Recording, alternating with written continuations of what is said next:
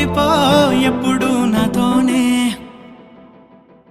హొయ్యా రే హొయ్యా రే హొయ్యా హొయ్యా నీ వల్లే పిచ్చోడిలా తయారయ్యా. హొయ్యా రే హొయ్యా హొయ్యా నీ వల్లే నాలోనే కల్లంతయ్యా.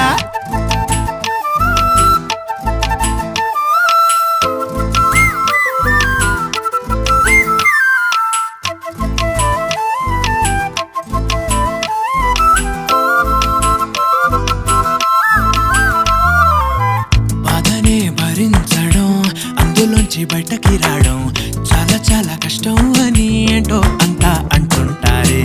వాళ్ళకి తెలుసో లేదో హాయిని భరించడం అంతకన్నా కష్టం కదా.